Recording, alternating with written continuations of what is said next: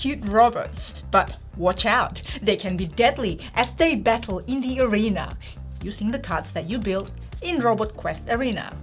And today we'll be teaching you how to play Robot Quest Arena, game designed by Robert Doughty, CJ Moynihan and Paul Waite, and published by Wise Wizard Games.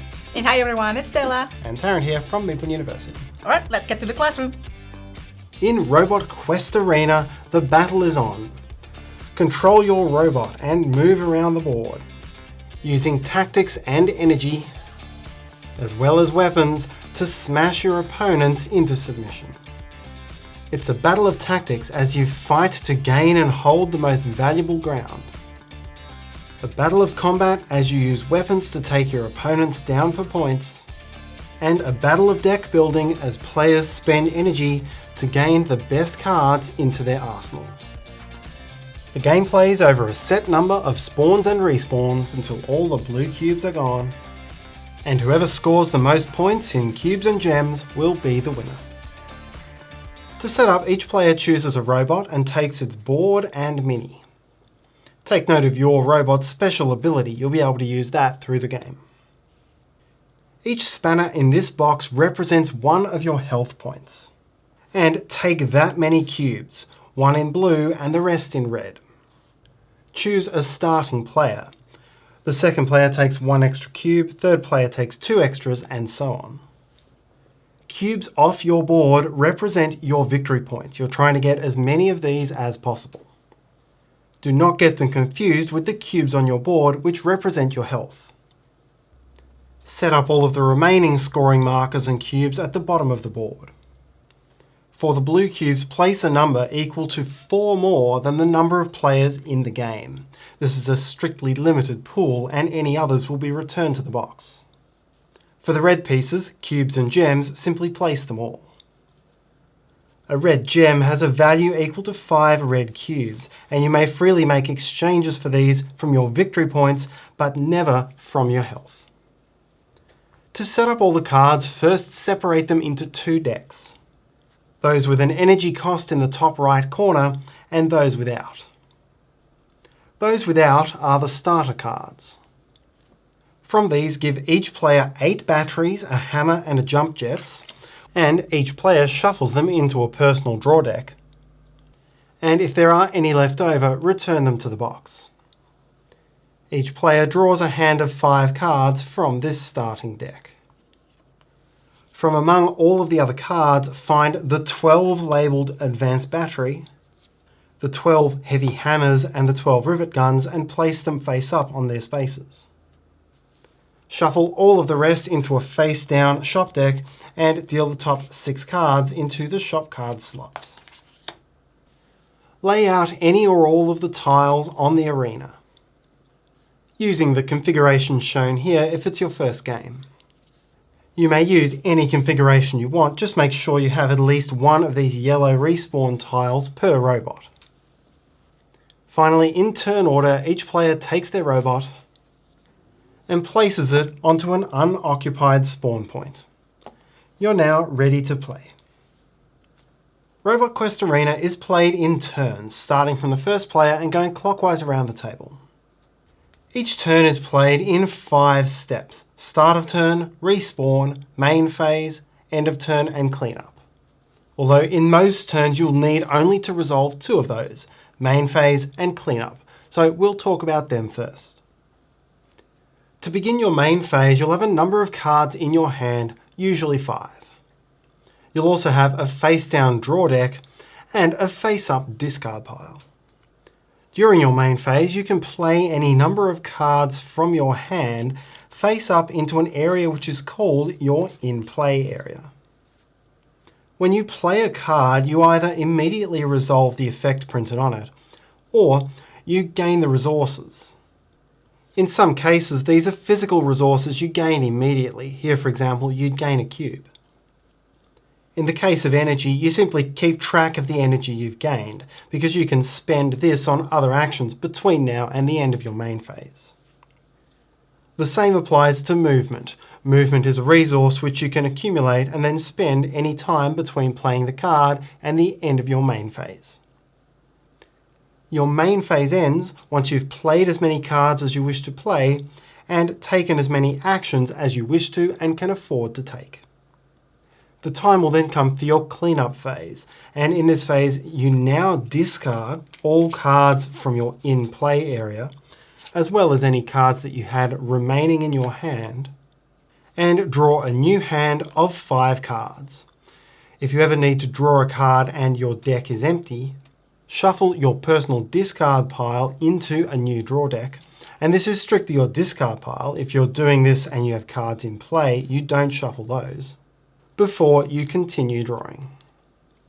Be clear about the difference between your in-play cards and your discard pile. If right now I were drawing 2 cards, these cards would remain in play and it would be only the ones in discard which would be shuffled to form the new deck. The main resource you'll collect is energy, and so we'll talk about energy and the actions you can do with that first. Playing these cards would grant me 3 energy. You look at the bars down the bottom of the cards, not in the top corner. Energy has 2 main functions: purchasing new cards or moving your robot around the arena. To purchase a new card, choose any one of the 9 face-up cards in the display and pay an amount of energy as shown in its top left corner. If you purchase one of the top 6 shop cards, immediately replace it from the top of the deck before taking your next action. While if you took from one of the bottom 3 supply decks, then it'll simply reveal a duplicate of the same card. Add your newly purchased card to the top of your discard pile. The second main way to spend your energy is to move, and this is the same as using a card for movement. If I'd played these 2 cards, I could get a total of 3 movement steps. A standard movement point simply allows you to move your robot 1 step orthogonally on the board. Diagonal movement is not allowed.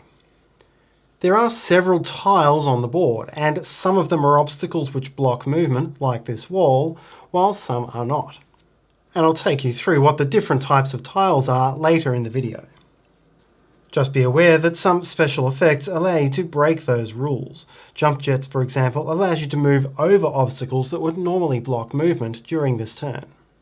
So, in this case, I could use that 2 movement to move 1, 2, like so, over the normally blocking wall. Just remember that when using one of these effects, you must finish your main phase on a normally legal space, so this move of 2 and ending the main phase there would not be allowed. And that an effect that referred to this turn does indeed apply to the entire turn, regardless of where the movement comes from.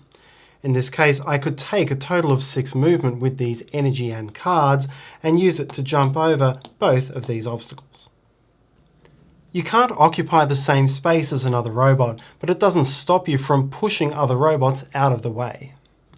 When orthogonally adjacent to another robot, you can spend 2 movement to both push that robot 1 space away from you and enter the space left behind. If there is no open space behind the other robot, you can still take a push action. Again, here it would cost 2 movement points. But now, instead of causing movement, you damage the other robot. Remove 1 cube from the victim's health box and add it to the pusher's scoring pile.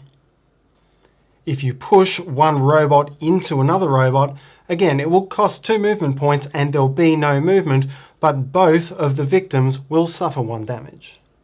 In the same way, they will both lose 1 cube, which will go into your scoring pile. In each case, you're not allowed to push the same robot into the same obstacle more than once per turn.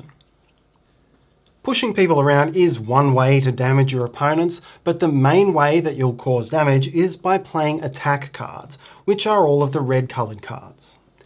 Attack cards come in 2 types, melee and ranged. When you play a melee card, you may attack a single orthogonally adjacent target. In the case of the pink robot, these 2 are possible targets, green is not. When you play a ranged attack, you can choose any single target which is within the range shown. In this case, it's range 2. This range can be counted orthogonally or diagonally, or a mix of both. Right now, from the pink robot, all of these spaces are within the range to attack, and so these two robots are possible targets. The target must also be within line of sight. To determine this, draw a line from the center of your robot's square to the center of the target's square. If it crosses over any obstacle which blocks line of sight, like a wall, then it is not a valid target. If it doesn't cross an obstacle, or only touches the corner of one, then the target is in line of sight. Other robots do count as obstacles which block line of sight. Here for pink, blue is a legal target, red is not.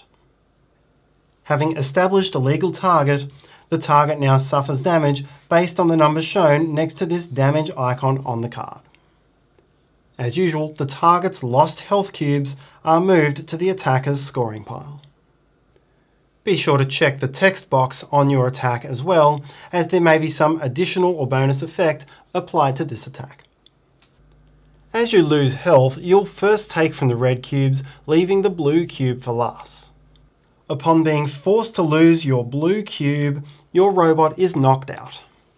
The attacker gets your blue cube, which is worth 2 victory points instead of 1, but any excess damage points on this attack are lost. Remove the knocked out robot from the board. You will respawn on the board during the respawn phase of your next turn, placing on any empty respawn space and refilling your health from the supplies. Be aware that any time an opponent's robot loses health on your turn, whether you've attacked them, pushed them, or any other effect, that lost health always goes to the active player's score pile. However, if you lose health on your own turn, and there are some ways this can happen, then not only do you lose the health from your health box, but you lose the same number of points from your scoring pile. An effect which gives you this spanner icon allows you to repair any health you've lost. In this case, it would be repairing 3, so you'd take 3 red cubes from the supply and add them back to your health box. You cannot heal above your maximum health, so any further repairs I had now would be wasted. Some cards also grant you a red cube, and a card that does this is giving you a victory point. In this case, you take a cube from the supply and add it to your points pile, not to your health. Other effects you may come across on cards include pull, where you choose a targeted robot and pull it into a space next to you. The destination will be the nearest orthogonally adjacent square to your robot that is on the center lines between the two robots. Some actions give you flexibility to manage your cards. Here, for example, you'd look through your discard pile and choose a card to put on top of your deck, knowing you'll draw it next cleanup phase or even earlier. And some effects allow you to scrap a card. When this happens, choose the card you're going to scrap and add it to the scrap heap where it is out of play. As you start adding high value cards to your deck, scrapping can be a good way of getting rid of low value cards so you see those high value cards more often. One key part of the game is using the board's layout and tiles to your tactical advantage. And in this section I'll take you through what all the various tiles do. This highlighted section in the center of the board is a place to camp out and earn points, because in the start of turn phase of any of your turns where you begin in these spaces, you gain 1 point. This applies only to bare spaces. If you're standing on a tile within that area, you do not gain those extra points.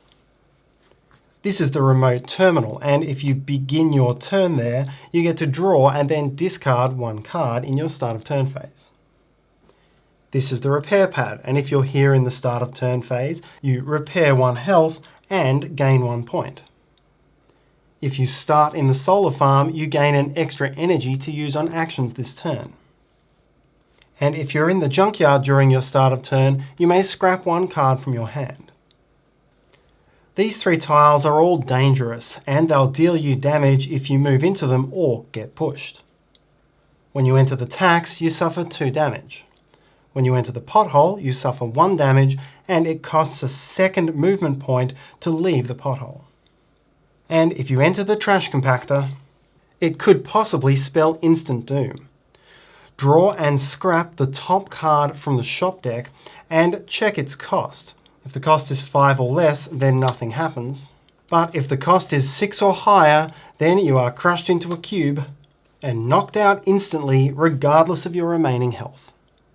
As usual, you score for all damage done to opponents on your turn, while you would lose the equivalent points if damaged on your own turn.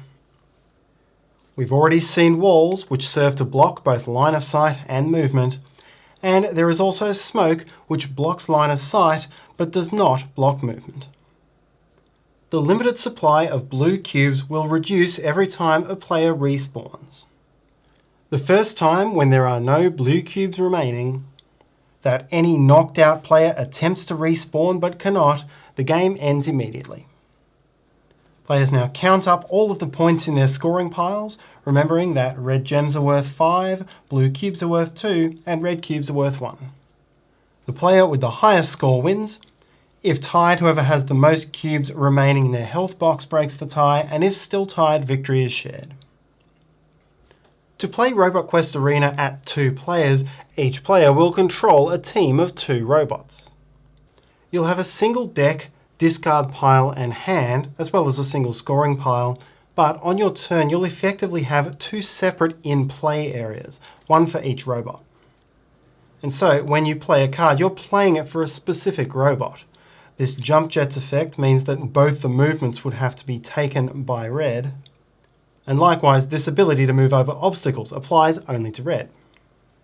Because you're working in teams, naturally you can't attack each other, and if either of your robots loses health on your turn, then you will lose the equivalent from your scoring pile. The 4-player game can also be played in 2 teams of 2, with teammates sitting opposite each other, meaning that each team will alternate a turn.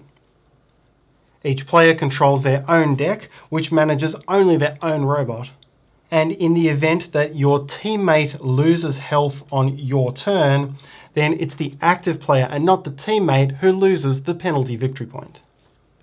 The winning team will be the one which earns the most total victory points combined between both players. The game can be expanded with additional add-on packs, including new robots, new cards, and tiles. And that's how to play Robot Quest Arena. Thanks so much for watching. Your like and comments are much appreciated. Subscribe to see what's coming, and hopefully you have a wonderful day. See you next time.